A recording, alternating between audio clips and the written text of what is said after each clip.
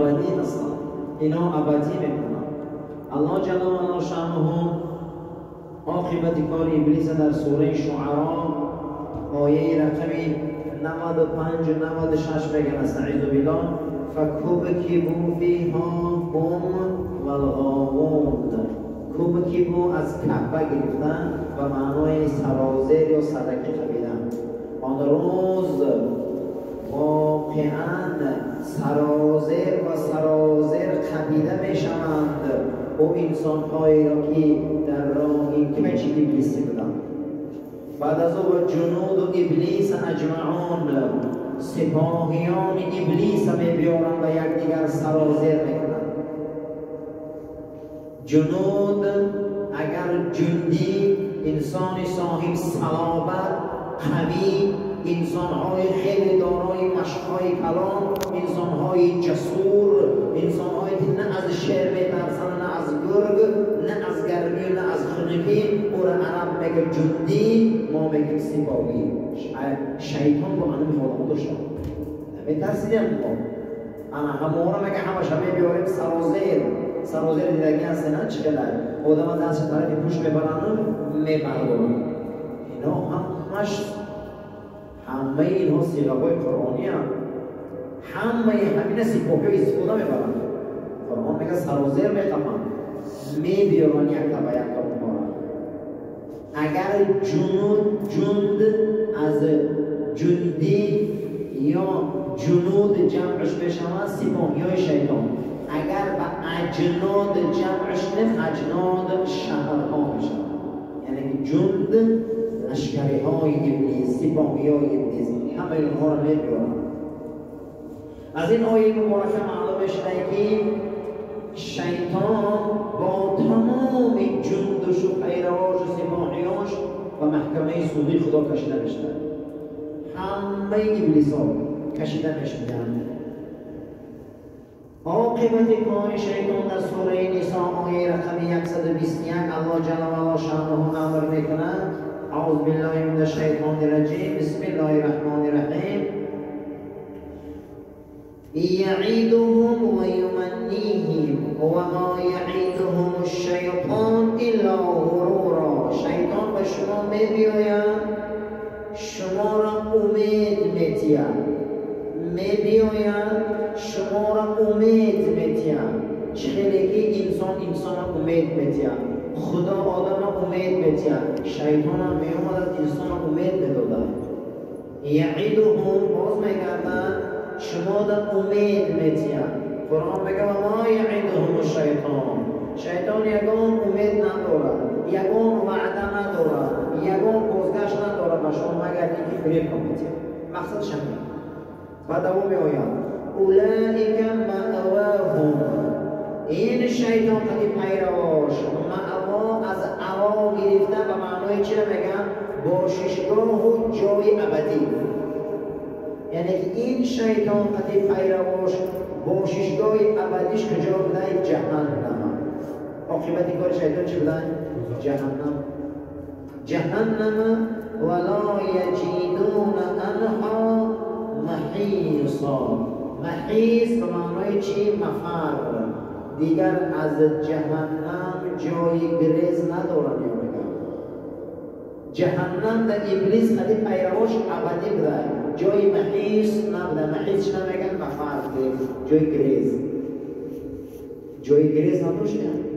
یگان گرد ریختن نمیتونن، هیچ جا رفتن نمیتونن. عاقبت کار ابلیس خیلی پیرواش چی بوده؟ جهنم. سوره نساء آیه رقم 121. یعنی که شیطان و شیطان صفتا جای گریز نداشتیم، جای محیز پناهندگی آن روز نداشتیم. آنها در اوج عذاب الهی میسوزند ابدی. در کجای قرآن اگر ما کلمه خلد بینیم میگن خالدین فیها. خلد گفته اصلا عرب چی رو میگه؟ زمین رو میکنی، در داخل او زمین سنگها را میمونی، بعد از بالای او سنگ دیوار میچینی و بنیاد میکنی.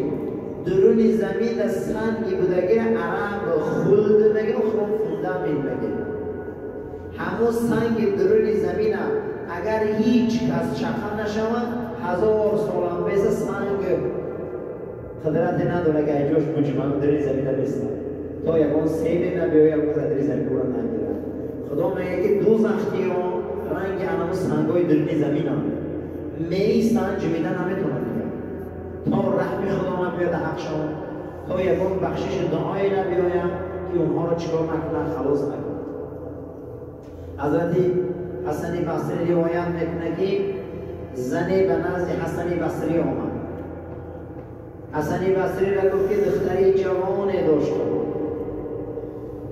در 16 سالگیش از دنیا گذشت شبی در خواب دیدم که سری دختر ما برابر دی بجلکای پاش کردگم و با زنجیر و بستگیم هیچ خلاصی ندارم امامی بزرگ در حق فرزندم دعا کن که عذاب خلاص کنم حضرت میگه سکوت در رفتن این زن جواب دادن چند وقت بعد میگه در خواب دیدم که یک دختری زیبایی در خوابش در اومدم امام غزالی میگه گفتن امام بزرگ حسن من دختری همون زنی هستم که پیش شما مدگی بودم من در عذاب بودم که مادرم برای من دعا خواستگی بود اما میگه حسن بصری چهره او را دید این صحنه را دید حیران شد گفت چه غلطی در تو که به این درجه غلطیدی و به این آزادی زدی او من وزبینترین عذاب داشتم در عالم قبر که بسیار عذاب و وضعیتم بد بود در اوج عذاب در میسوختم عذاب میکشیدم که یک مرد صالح به پیش گورستان گذشت و رو به سوی قبله کرده دعای شریف صلوات رسول الله را خواند و اللهم صل علی رقدی اللهم بارک علی خواند ثواب این را به تمام ارواح قبرستان بخشید بعد از بخشیدن صلوات او اللهم صل علی و اللهم بارک علی خداوند به طفیل نام پیغمبرش تمام عذاب از قبرستان برداشت منم در همین عوف الهی غلطی دارم دیده خداوند ما را از عذاب خلاص میکنه این رحمت شد من از همون عوف الهی غلطی دارم من خلاص کردم و طفیل یک اللهم صل علی خواندن مالک دینار این تابعین بزرگ و این اولیای خدا و این زاهد و اهل تقوا شبی به پیش گورستان میگذشت که گروهی از قبرستان مرده ها بین خشان جنجال دارند اولیاهای را ببینم اگر میگذشت در یکی از قبرستان که مرده ها جنجال دارند سر یک مالی از دور پرسید که چه جنجال میکنه یکی از اونها گفت که مرد گذشت سوره اخلاص بخش به قبرستان برای ثواب همه ما جمع داره در تقسیم برادران دیدین که اگر رحمت خدا بیاید ما از عذاب خلاص بشیم اگر رحمت خدا بیاید ما از فتنه های عالم برزخ و قیامت خلاص میشه که رحمش بیاد لیکن ابلیس قدیم پیروانش در رحم نیست و یا ابدی از همه چیزی بد در این دنیا یک روند هست که نام او را میگن ظلم نام او را چی میگن؟ ظلم یک کلمه است یک روند هست که نام او را میگن عدل ظلم چیست و عدل چیست هر چیزی را که در جاش مانده و در جاش صرف کردی و عدل هر چیزی را که در جاش صرف نکردی و در جاش نماندی ظلم این زمین در عدل الهی در اوج فلک راست استاده شب در اوج الهی در عدل الهی شب می شود روز در عدل الهی روز می شود شمال و آفتاب و ماهتاب این نظامی که خدا عدل الهیه خداوند نظامش در عدل راست شده. شیطان و ابلیس یگانه نیروی هستند که بخوان که فقط این روند کلید کنن مردم را ظلم بیارن. فقط در قرآن نسبت ابلیس و کلمه ظلم بفهمید. ظالمه میگه ظلم کرد، ظالمه ظلم کرد. یگانه نعمتی که خدا خلق کرده در این زمین عدل، ابلیس قطعی لشکریانش میبیا همه را به ظلم مبدل میکنه. چقدر ظلم های امروز در این زمین، چقدر بیدارگری های امروز در این زمین، چقدر ناحقی های امروز در این زمین. یگان تعیین از خدا نیست، همش از جانب ابلیس و پیروانش. در یگان جا خدا امر نکرده ما را به ظلم ابلیس میکنه و دویم ما انسان از زمین میکنه. روندی که نامی او ظلم بده، روند نامی او عدل بده. برادران، تمام آیین خدا عدل، تمام آیین شیطان ظلمه. شیطان میخواسته که این خط سعادت، این راه سعادت برای ما چکار کنه؟ بینشن رسوا کنه، ما را به عدل اساسی نرسونه، ما را از حقیقت دور کنه، ما را از حق بدن دور کنه. برای همین ما در دو جایی که کلمه ظلم دیدیم دانیم که از بشون ابلیسه. سوره حشر آیه رقم 16 الله جل و علا شأنه قصه میکنه كمثل الذين من قبلهم كمثل الشیطان اذ قال للانسان اکفر. داستان شیطان این است، پیش انسان میبیا میگه که ناحق باش. پیش انسان میبره چی میگفتن؟ ناحق باش و ناحقی رو، و کفر رو، و نفاق رو، و فسق رو، و جنایت رو وسوسش میکردن. وقتی که فلما کفر همین کار میکرد است، قال اینی بریء منک. بعد از اون میامد از میگفتن که من از تو دور را نمیشناسم. برای چی؟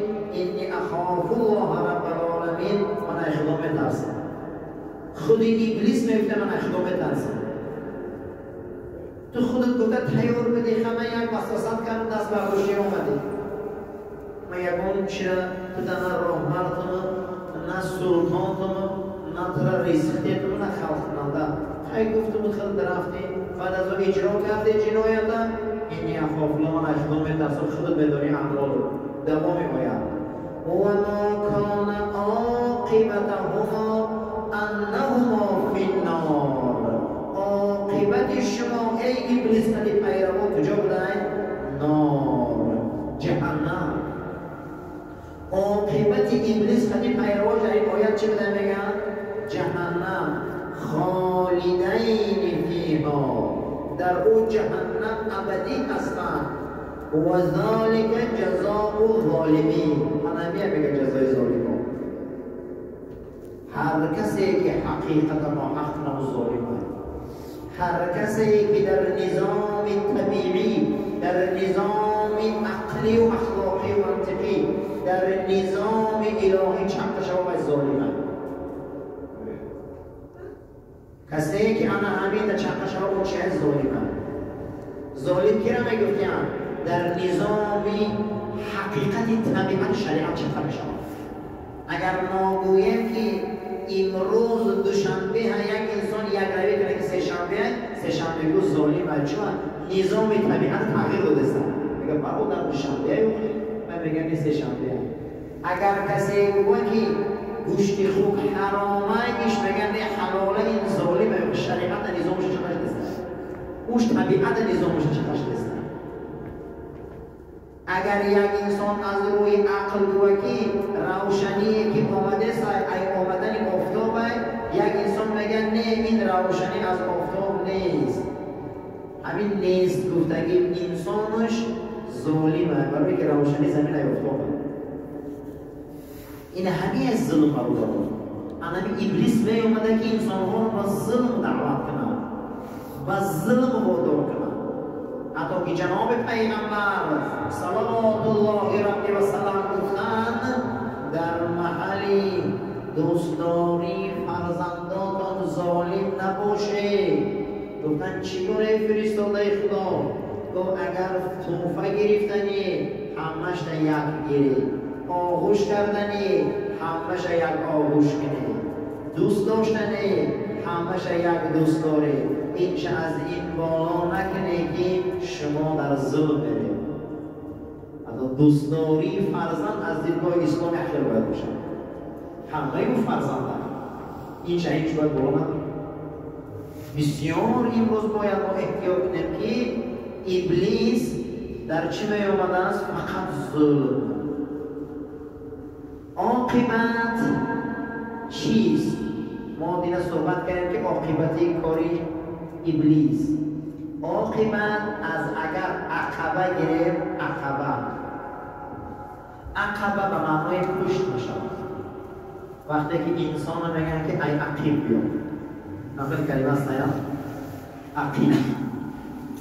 عقبه در قرآن عقبه عقوبات در قرآن داریم.